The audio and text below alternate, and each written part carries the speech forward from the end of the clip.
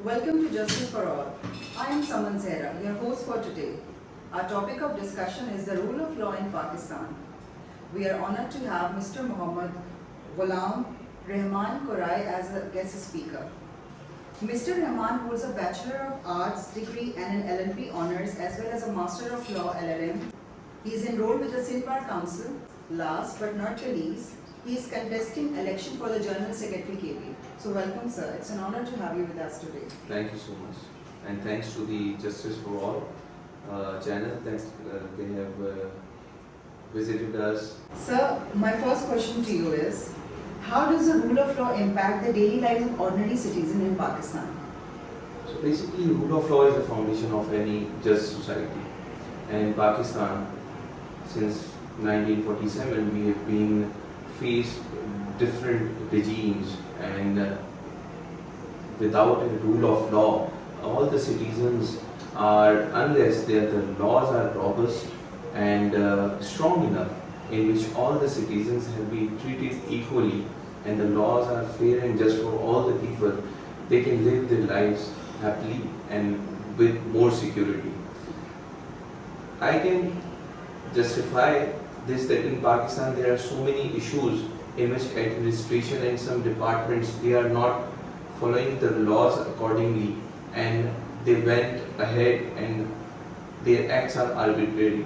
For example, if you take an example of a police department, there are a number of examples being reported in newspapers or people who approach the Court of Justice with an application in the Court of Justice of Peace under CRPC 22AB that we went to the police station just to lodge our complaint under section 154 of CRPC. It's their basic right. Under the law, if the laws are just and applicable for all the citizens equally, they shouldn't be approaching the court at first instance. The station house officer, who is known to be the SHO of any police station, he should be hearing or taking an application of any citizen or a person who has approached the police station with an incident that something has been happened, then the SHO has to evaluate whether the matter needs an follow-up or the cognizance can be taken or not. If they've been deprived their basic right to lodge an FIR or take an action upon that, or there is a concept of depoliticization or the political parties has an influence over it, or there is an check by the higher authorities or superior officers that without a permission you cannot launch an FIR, then the person will feel aggrieved and then the rule of law is not applicable. And in Pakistan there are a number of incidents. As a practicing lawyer, I have witnessed to it in which the police officers are exposed to corruptions, or they work under the instruction of their superiors or on the instructions or under the influence of the political parties, and it extends to many different areas as well, like income tax departments and other departments as well. So to keep a balance, it's important that every citizen should be treated equally under the same law. Okay, sir, thank you. So my second question to you is, what is the relationship between the rule of law and access to justice for the average Pakistani? Access to justice is again an important component for the rule of law. If you cannot access to the justice or approach to the courts, for example, I'll relate the same previous example with the investigators of the criminal incident.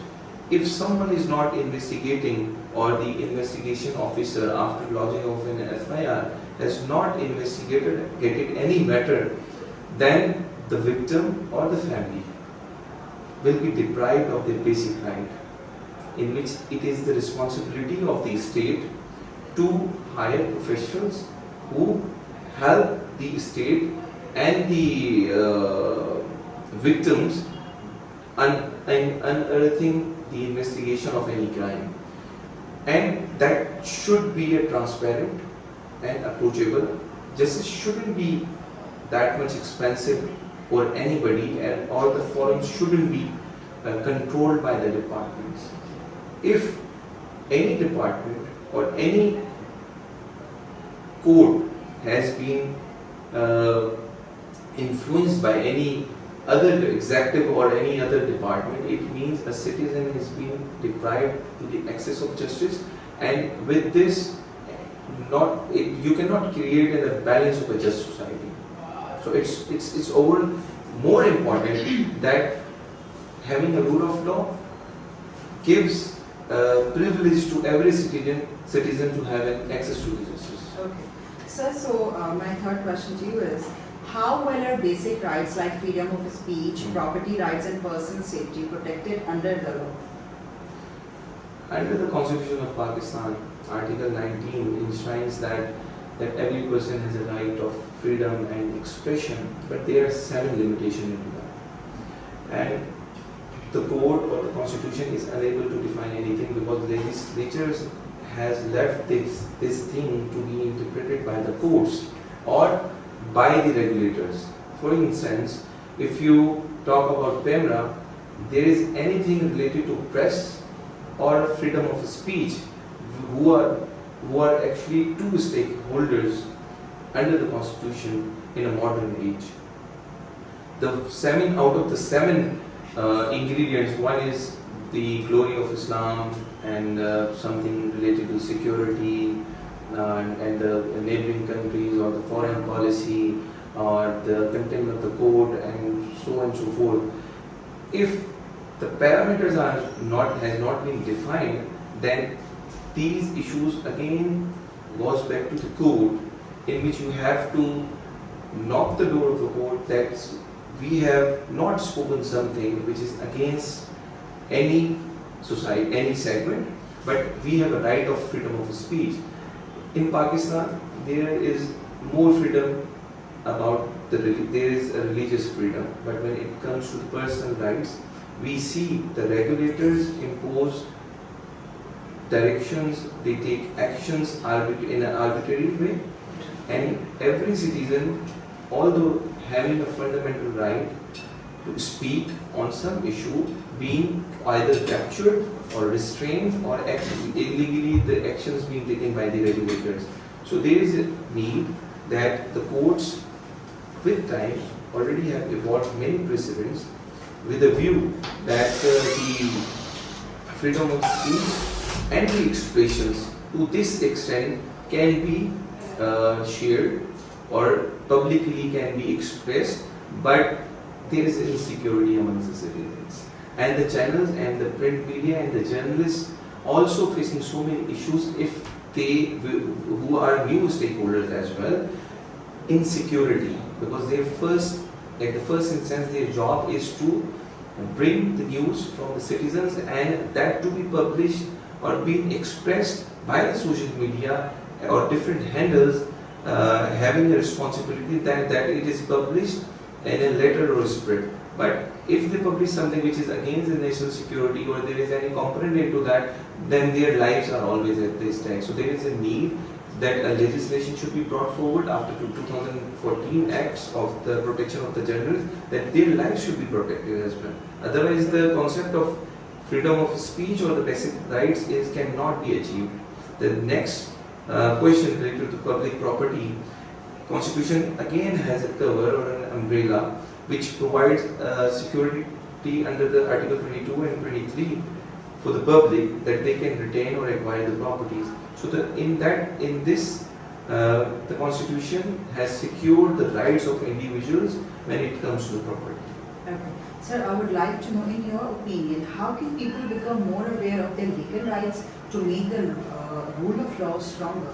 So being a lawyer and advocating for past 9 years, what I've realized that the Bar Association has an important role, but we are just in legal analysis. We can do analysis, and the executives and the department has a duty upon them to execute programs, arrange seminars, or introduce few courses at the intermediate, or you can say at the metric level, OA levels, in which students can learn about the laws, about the fundamental rights, about few heinous crimes that if someone or an individual is going to commit something, then there are repercussions ahead and there are sentences as well.